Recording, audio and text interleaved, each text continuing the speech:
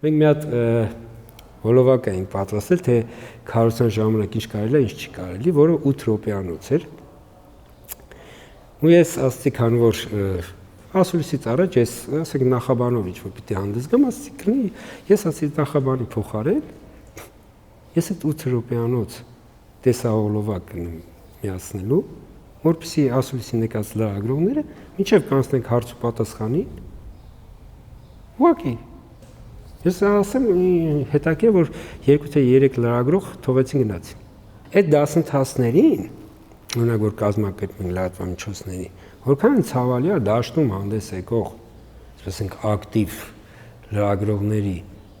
90%-ը չէր եկել, բայց իրանք հիմի լուսաբանում են։ Հիմա իրանք նյութեր են գրում խախտումների ինչ որ իրանք տեսած իբր խախտումների մասին։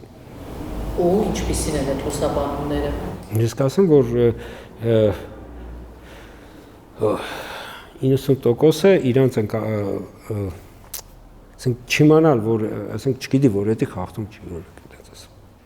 Ընտրությունների լուսաբանման տեսանկյունից մամուլի աշխատանքի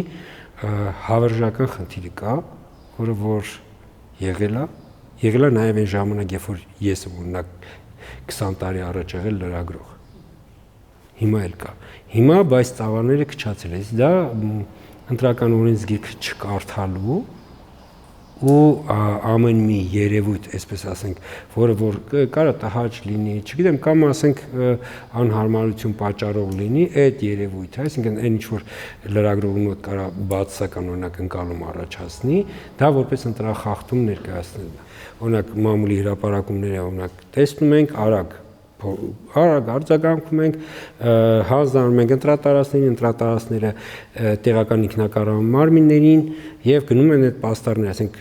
արգելված տեղերում չնախատեսած տեղերում փակցած պաստառները հեռացնում են։ Բայց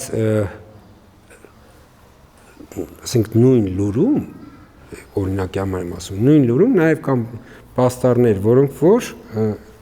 օրինական ունեն փակցված։ Բայց ինքը լրագրողը, եթե օրինակ կարդար, օրինակ ընտրական օրենսգիրքը կարդար, մի հատ ասենք զանգեր օրինակ մամուլի քարտուղարին, ասենք ասել օրինակ այստեղ այսպիսի օրինակ պաստառը փակցված, այս ընտրական օրենսգիրքը տեսանկյունից օրինական է, թե ոչ, ինքը եթե ընդհանրապես այդ մի փոքր այսպես կեժամ ավել աշխատել օրինակ նյութի վրա, նյութը ավելի կներ, ավելի ճշգրիտ։ Այսինքն նույնիսկ եթե դու ունես քո քաղաքական օրինակ հայացքները եւ այլ, երբ որ դու այդ ամենը սպասարկելով ինչ որ ասենք լրատվական գործունեություն ես ծավալում ու ինքը փաստարկները ասենք մասամբ ճիշտ է, մասամբ սխալ, արդեն դու ինքդ որպես օրինակ քաղաքական օրակարգ ձևավորող լրատվամիջոց թույլանում ես ինձ որպես պետական պաշտոնյայի ավելի ձեռնտու է, որպեսզի մեդիա դաշտը լինի ավելի փաստարկված, ավելի ճշգրիտ։ Դա ինձ իմ կյանքը հեշտացնելու է որպես պաշտոնյա։ Ես դա իմ պարագայում եմ ասում, որովհետև ես երբ որ փաստարկված հրապարակում եմ, ես այդ հրապարակման հետևից գնում եմ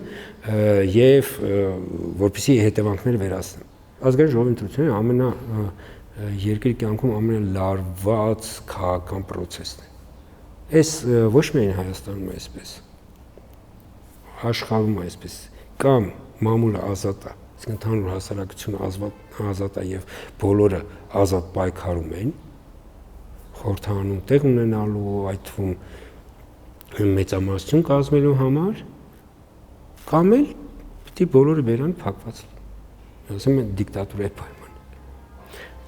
Մենք քանի որ մեր մոտ ազատ է, բնական է, որ այդ լարվածությունները գնալով մեծանում է։ Հասկանում եք, ու այս լարվածության մեջ արդեն նաև ասենք տհաճ երևույթներ են նկարվում, օրինակ ասենք տեխնացուները կանոն 1-1-ով վիավոր էին 20 տարի առաջ, ըստ էության հանրությունը հնարավորություն ուներ տեսնել քարոզարշավ այնպեսին, ինչպեսին տեսնում էին լրագրողները, ընդհանրապես ներկայումս ամեն ինչ մեր կյանքը ըստ էության դարձել է on-line։ Հասկանում եք, ու մեր կյանքում հնարավոր միջադեպերը, էմոցիոնալ երևույթները, դա էլի դառնում են, այսպես ենք, հանրությանը հասանելի։ ու այս բացական երևույթները բնականաբար այստեղից արդեն դառնում են նկատելի ու ավելի լայն տարածում են ստանում եւ այլ, բայց կնեք եթե պիտի այսինքն այս մենք ունենանք այս ազատությունը ավելի լավ էս ունենանք մեկ էլ այսպես ենք թող այդ on-line ռեժիմով մարդիկ տեսնեն նաեւ նույն տեխնացուներին նույն այսպես քաղաքական գործիչներին իրենց էմոցիոնալ վիճակում հասկանում եք, որտեվ դա էլ է կարևոր։ Ի վերջո, այս ամեն ինչի արդյունքում ընտրողը գնալու է ազատ գաղտնի քվեարկի։ Ի վերջո որոշում կայացնողը ընտրողն է, թե ինչ բովանդակությամբ քաղաքական ուժը ցանկանա այդ իր այսպես քվեները ստանալ, ես այստեղ շատ զգույշ կլինեմ, գիտեք ինչի, որտեղ երբ որ մենք սկսենք բովանդակությունը քննարկել, թույլատրելի անել, մենք անուղղակի միանգամից սկսում ենք գրաքննել։ Հասկանում եք, մենք հենց ես որ ասում եմ ազատություն ունի նաև իր գինը, սա է։ Գյումրի ավականությունների ժամանակ լրատվամիջոցները ըստ էության լրության ու օրերին, ասենք քվեարկության նախորդ օրը եւ քվեարկության օրը ըստ էության տոտալ մանեն լրության այդ օրը խախտում էին։ Դա անում են լրատվամիջոցները, հասկանում եք։ Այս անգամ որոշել ենք, որ փորձելու ենք վարչական տուժի ենթարկենք։ Նկատի ունեմ լրատվամիջոցներին, եթե կանեն կամ անհատներին հայտնի անդամ փորձելու ենք նույնականացնենք փորձելու ենք ընդհանրապես երբ որ ի վերջո լրագրումը ինչ որտեղ նաև ոնց ասեմ ճակերտավոր իրավապահի գործառույթն իրենց վերապահում երբ որ սկսում են մարդկանց մեղադրել տվյալ դեպքում պաշտոնյաների, քաղաքական գործիչների, հասարակական ասենք հասարակության հայտնի մարդկանց ինչ որ մեղադրանքներ ներկայացնում կամ ինչ որ հարցերի շուրջ պարզաբանում են բանջում, երբ որ դու հանդես դու պարտավոր ես ինքդ լինել օրինապահ։ Եթե դու ընդհանրապես բացահայտ ես, ասենց ասած լրության օրը ասենք խախտելը դու հասկանում ես, ասենք այդ կերպ ես վարվում, դու կնես, ասենք ինչ իրավունք ունես, գնալ ինչ որ մեկին հարցրել, թե դու այս բանը ինչ ես արել։ Առնվազն կարող գնաք իրար ձեր, եթե համարում ես, որ օրենք է խախտել, գնացեք իրար ձեր օրենք խախտեք, որովհետև դուք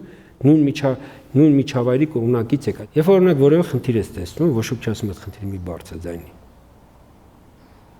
Բայց եթե դու խնդիրը բարձրաձայնում ես, բայց շեշտելով, որ ասենք չգիտեմ, օրինակ, այսինչ քաղաքական ուժի վստահված անձնարարել կամ հանձնաժողովի անդամը նշանակված է այսինչ քաղաքական ուժի կողմից։ Այդ հանձնաժողովի անդամը, ահա, այդտեղից նշանակված է, բայց այդ հանձնաժողովի անդամը միևնույն է, այդտեղ ինքն է, իրան է ներկայացնում, այն քաղաքական ուժին անունը հրապարակելով դու ընդհանրապես առիթ ես օգտագործում իրան ինչ որ բացասական երանգի տակ ներկայացնում, որովհետև հանձնաժողովի անդամը, որը ինքը իրան է ներկայացնում, կամ որովհետև կապ չունի ով է նշանակել, ու այդ բանի իր գործողությունի համար պատասխանում մենակ ինքն է կրում իր գործողությունների համար։ Դու նշանակողի անունը տալով, ըստ էության անուղղակի նրա դեմ հակակարծություն ես ստավալ։ Ինչի՞, մի արա։ Իմ ակնկալքը դա է, որպեսզի իրենք ուղղակի լրագրողները ուղղակի լրության օրը քարոզչությամբ չզբաղվեն, որպեսզի լրության օրը չխախտեն քարոզչություն չիրականացնելու այս արգելքը ընտրական օրենսգիրքի մնացածը ինչ իրենք անեն, մնացածը ինչ անեն ի նպաստ օրինական ընտրությունների հասկանում եք։ Օրինակ լրագրողները հենց նույն քաղաքանը, որ ավելի ուզում եք սկսեմ բացատրել ինչեր են անում։ Ասենք իրենց քաղաքական հասնեն սպասարկելու համար տեղամասերում վեճեր են հրահրում։ Ես ասում եմ, ես դա չեմ համարում լրագրողություն։ Բայց ինքը միևնույն է լրագրողի բեյջով է։